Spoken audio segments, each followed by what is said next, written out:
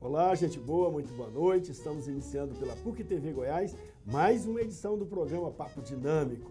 E é o seguinte, hoje nós vamos falar de cinema. Você gosta de cinema? Com certeza gosta de ver filmes e tudo.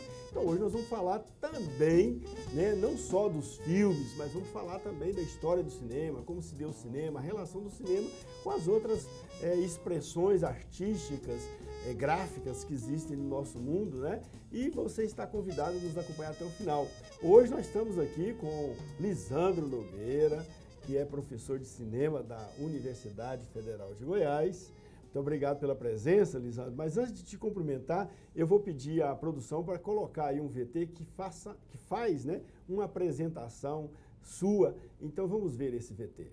Lisandro Nogueira é professor de cinema na Universidade Federal de Goiás desde 89, mestre em cinema e televisão pela ECA, USP, doutor em cinema e jornalismo pela PUC São Paulo, professor do programa de pós-graduação do mestrado, doutorado em performances culturais da Escola de Música e Artes Cênicas da UFG e professor da FIC-UFG.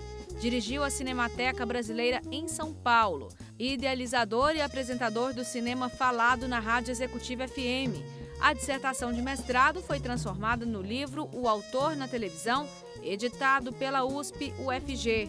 Parcerista da Sociedade Brasileira de Estudos de Cinema e da Editora Abril e consultor de cinema do FICA, Festival Internacional de Cinema e Vídeo Ambiental desde 2003. Criou com o Cinema Lumière em 2002 a curadoria da mostra O Amor, a Morte e as Paixões, que exibe anualmente filmes inéditos e promove debates em Goiânia. Coordenou várias mostras e debates no Cine UFG, clássicos do cinema entre 2010 e 2013, cinema que funcionou diariamente durante 4 anos. Criou e executou o projeto do Centro de Documentação e Informação do Grupo Jaime Câmara Rede Globo, de 85 a 91.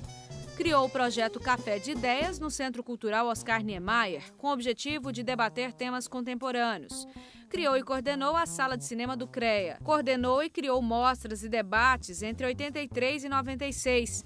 Comentarista de cinema da TV Anhanguera de 2006 a 2013. Comentarista da TV Brasil Central de 2003 a 2005. Você pode também nos acompanhar pelas redes sociais, pelo Facebook, pelo Instagram, no Twitter, no perfil do programa Papo Dinâmico e também no canal da PUC TV Goiás no YouTube. Lisandro Nogueira, obrigado pela presença, muito boa noite. Que bom, Daniel, um prazer estar aqui para a gente conversar sobre cinema, falar sobre a vida, porque o cinema é vida. Mas na sua apresentação extensa ali, parabéns pelo currículo. Isso mostra que o cara já não é tão jovem. Isso aí, o cara já não é tão jovem. Pois é, eu acabei de saber que você tem a mesma idade minha. Então você é muito jovem, porque eu me sinto muito jovem ainda. É o espírito. Mas como é que se dá cinema no rádio? Eu vi ali no seu currículo, me chamou a atenção isso. Como é que pode ter cinema no rádio? Olha, é um programa que eu tenho na Rádio Executiva todos os sábados e domingos às 11 da manhã, FM 92,7. E é uma surpresa para mim, porque eu fui convidado em 2015 para fazer um programa de rádio. E eu não sabia fazer rádio. Eu não sabia. E eu fui, com o tempo, com a ajuda do pessoal da Rádio Executiva, que são muito legais, eu fui aprendendo. Porque quando você entra no meio de comunicação, você tem que aprender a linguagem adequada. O rádio, ele é muito peculiar. Ele é completamente diferente disso aqui. Com certeza. Não é? Do talk show de TV. Eu vejo o pessoal de rádio que faz televisão, eles fazem televisão como se estivesse fazendo rádio. Pois é. Então o rádio não, ele tem uma linguagem muito específica e aí, no caso, a gente toca música e fala de cinema. E nem sempre... É um programa que fala sobre o cinema. Não tem o cinema lá no rádio, não. Não, eu falo, comento filmes, comento séries e temos também, eu toco muita música, de trilha de filme ou não, porque eu também sou muito musicólogo, metido a musicólogo, eu conheço um bocado de música popular, gosto muito de jazz. Então lá o programa chama Cinema Falado, sábado e domingo, 11 da manhã, já fazendo propaganda. Olha aí. Não tem problema. Então, agora, criar uma linguagem no rádio, como em qualquer veículo, você precisa de tempo para maturar. E eu acho que eu consegui criar um programa que é divertido, ao mesmo tempo passa informação, porque é uma dispersão dentro do carro, em casa. Sim. Então, o rádio você tem que ter algumas características de linguagem para você prender o ouvinte. Olha, é um programa que eu adoro fazer. Eu gosto muito de música também. O que te levou a estudar e ser um estudioso e professor de cinema, um pesquisador também? Eu aos 17 anos, eu tive uma grata surpresa. Tinha os cinemas do centro de Goiânia, o Cine Ouro. Hoje ainda tem, né? O Banana Shopping, tem cinemas ainda no centro. Mas por volta de 77, eu tive uma grata surpresa que fui ver um filme de faroeste, que eu gosto muito de faroeste, os filmes são importantes, e a partir dali me criou um gosto de estudar, de conhecer mais de cinema, porque eu já era um cinéfilo.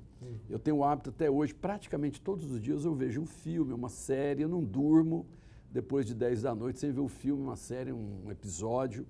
Eu sou o tempo todo ligado na ficção das imagens. E de lá foi surgindo, eu entrei no Cine Clube Antônio das Mortes, no final de 79, e de lá para cá eu fui estudar, fui ser professor, paralelo também um animador cultural, produzindo mostras de cinema, como foi mostrado aí, muitas mostras, porque eu vejo o cinema como uma prática social. Você tem que, num país igual ao Brasil, que tem muitos problemas, um país que tem uma deficiência educacional muito grande, o cinema, ele pode e ele é, e quando eu falo de cinema, eu não falo só ir na sala de cinema, eu falo do cinema como o que os gregos chamavam, né, de uma imagem ampla, de uma imagem geral.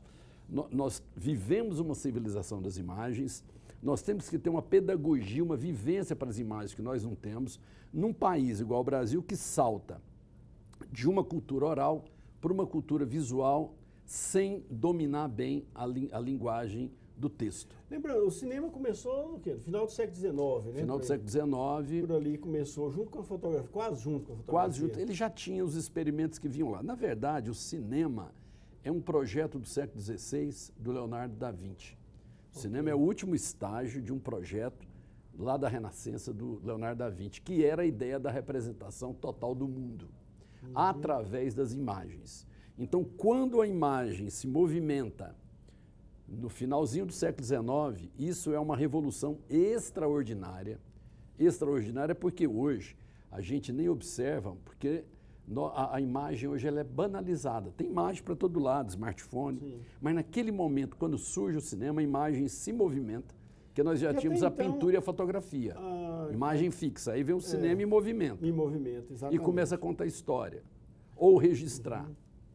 Ok, e a gente vê que a primeira experiência cinematográfica que foi gravada foi de uma fábrica, né? Dos irmãos franceses lá, que conseguiram gravar a entrada dos operários numa fábrica. Então o cinema surge também no contexto social, né, da época, que é um movimento ali que acaba culminando com a Primeira Guerra Mundial logo em seguida, né? A guerra veio um pouco depois. Mas o cinema, como um projeto da Renascença do século XVI, da representação total, ele é muito vitorioso porque ele consegue colocar a imagem em movimento. Mas na passagem do século XIX para o XX, o que nós vamos observar é que há uma disputa pela hegemonia do que nós chamamos de cinematógrafo, que é a câmera, não é? Pela hegemonia, uma disputa de grupos, logo a indústria descobre uma possibilidade de ganhar dinheiro com o cinema, mas o cinema também é visto a partir daí como a ideia de uma pedagogia moral. É um instrumento para uma pedagogia moral. É aí que surge... A gente viu que os russos, por exemplo, investiram bastante na origem, no mas início isso do cinema. Foi um pouco depois. Depois que eu já tinha produção, mas a gente vê assim que o cinema virou uma tecnologia mesmo, os países, a Europa e a Rússia, começaram a utilizar o cinema politicamente. Mas isso foi depois, porque antes você tem uma disputa pelo cinema como uma pedagogia moral. Eu vejo que você volta lá no século XVII, na era da representação, né? Onde se pretendia representar a realidade toda racionalmente. Quer dizer, havia uma crença de Descartes, de Leibniz, de Spinoza, esse povo todo acreditava que era possível a gente fazer uma representação racional da realidade. Não, mas aí tem a inflexão no Leonardo da Vinci, que é uma representação, essa aí, filosófica, racional, mas Leonardo da Vinci é uma representação artística, a partir da ideia da perspectiva, que era aquela ideia de você pinta um quadro e ele é chapado, e você, com a perspectiva, você vai dar a ideia de profundidade de campo. Dando ideia de profundidade de campo, você tem ali a possibilidade, lá no século XVII, de uma representação de realidade semelhante, verossemelhante, né? Vero-verdade, semelhante, uma verdade, com aquele mundo exterior que a gente chama de realidade. Então, esse projeto do Leonardo da Vinci, ele, quando na passagem do século XIX para o XX, que ele se torna vitorioso, eu enfatizo a ideia que há uma disputa pela hegemonia desse cinematógrafo, e aí se espalha essa disputa, o cinema vira indústria, vira espetáculo, vira experimentação científica, porque... Não, mas houve sim, o Leonardo da Vinci, ele representa justamente, ele tentou, segundo o Foucault, Michel Foucault, que você deve conhecer, Michel Foucault, ele inclui aí o Leonardo da Vinci nessa era aí onde está Spinoza, Leibniz e Descartes. Tudo pertence ao mesmo, segundo o Michel Foucault, que é um filósofo francês. Aí é uma ideia iluminista da representação da realidade que, num âmbito geral, está dentro. Agora, mas ele procura traduzir aquela convicção de explicar a realidade, ele procura produzir mecanismos, né? Equipamentos, a máquina propriamente dita. Exato. E o cinema, ele é uma junção das tecnologias com a arte, com a indústria. Então, o cinema tem a química, que é a criação da película. Depois você tem a ótica, que são as lentes, não é? E você tem a mecânica, que é o instrumento, o mecanismo de projeção do movimento. Então, quando você dá movimento para imagens através dessas descobertas tecnológicas, por isso que no meio das imagens tem sempre uma disputa ou uma confluência entre tecnologia e arte, sempre uma interseção, uma disputa. E o que é mais interessante, logo no início do cinema, é que essa pedagogia moral, que é descoberta por um americano chamado David Griffith, o David Griffith, o que ele descobre? Ele era um ator de teatro e ele começa a experimentar, fazer pequenos filmes, que hoje a gente chamaria de curta-metragem. Ele começa a experimentar e começa a tentar fazer uma coisa que deu certo, que é o que nós temos hoje, que é a ideia de, pela primeira vez, você contar histórias com imagens em movimento. Nós tínhamos a literatura, nós tínhamos a fotografia, que como contava história... Você começa a falar de outras manifestações artísticas e vamos fazer um pequeno intervalo, daqui a pouco a gente volta e a gente vai falar justamente disso, a comparação do cinema com as outras artes. Daqui a pouquinho.